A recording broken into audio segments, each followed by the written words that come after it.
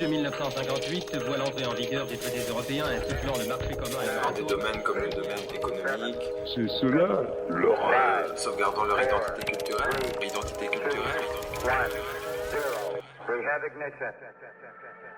Fin 1944. Depuis quelques mois, le Reich d'Hitler est écrasé par l'armée soviétique et doit rapidement se retirer des territoires qu'il avait envahis à l'est. En pleine débandade, les troupes nazies ne laissent sur leur passage que des ruines, afin de ralentir au maximum l'offensive de Moscou. C'est ainsi qu'à Esztergom, dans le nord de la Hongrie, pas loin de Tatabánya, les derniers soldats de la Wehrmacht firent exploser le pont Maria Velera qui, surplombant le Danube, reliait la ville à la Tchécoslovaquie. Fin 2001, un nouveau pont Maria Velera ouvre ses portes pour enfin relier les deux rives du Danube. Il lui aura fallu attendre 50 ans pour être reconstruit. Puisque les communistes ne le firent pas, c'est l'Union européenne qui prit cette initiative aux côtés du gouvernement hongrois. Mais pourquoi cette intervention ? Et vous pensez que l'influence de l'Union européenne a été... C'est positif. En premier lieu, ce sont eux qui ont fourni l'argent et ils ont exercé ce qu'on pourrait appeler des pressions sur le gouvernement slovaque pour qu'ils acceptent l'idée de reconstruire le pont. J'appelle ça des pressions, mais c'est positif. Ceci était l'avis d'un Slovaque qui traversait le pont pour rejoindre la Hongrie, et finalement, son avis diffère peu d'un Hongrois qui traversait le pont pour rejoindre la Slovaquie. Car c'est très bon pour les deux côtés du Danube. Car ce pont peut aussi stimuler l'économie. Des deux côtés, il y a une croissance de l'économie. Le temps nous le dira. C'est vrai, le pont de Esztergom a été un coup de pouce pour le tourisme local, comme l'on comprend rapidement une fois dans le centre-ville. Néanmoins, ce n'était pas la motivation principale de la générosité des commissaires européens.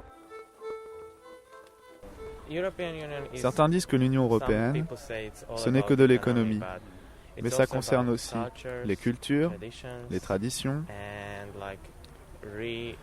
et la réunion des nations. En fait, des deux côtés du Danube vivent les Hongrois.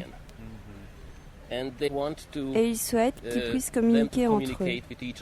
En effet, le pont d'Esztergom est le symbole d'une des actions politiques principales de l'Union européenne, celle de protéger les populations minoritaires.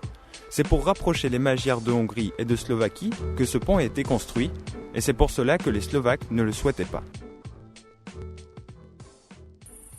À quelques kilomètres d'Esztergom, toujours sur le Danube, existe un grand barrage hydroélectrique. Du moins, c'est ce qu'affirmait un site d'information, ou plutôt de désinformation, sur la Hongrie. Car une fois à Visegrad, on constate qu'il n'existe aucun barrage.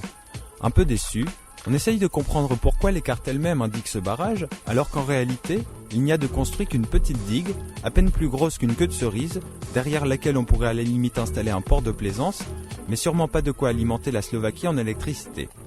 À l'office de tourisme, où l'on boit le café tranquillement, personne n'a le temps de répondre à nos interrogations. Dans la rue, nos questions semblent réveiller de vieux souvenirs chez les passants, mais des souvenirs un peu trop poussiéreux.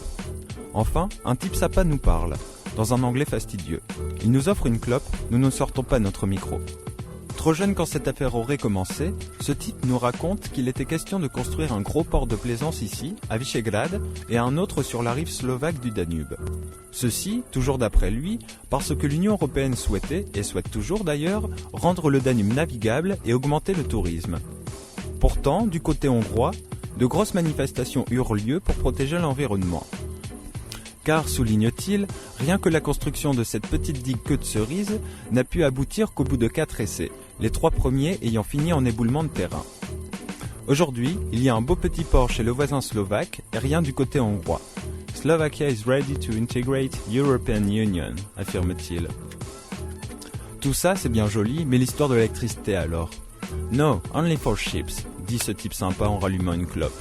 Autrement dit, l'affaire du barrage n'est toujours pas résolue. Sans plus attendre, nous remontons dans notre camionnette, direction Budapest, la capitale, où nous avons rendez-vous avec un journaliste et où nous espérons enfin faire lumière sur ce sombre épisode de l'histoire de la Hongrie.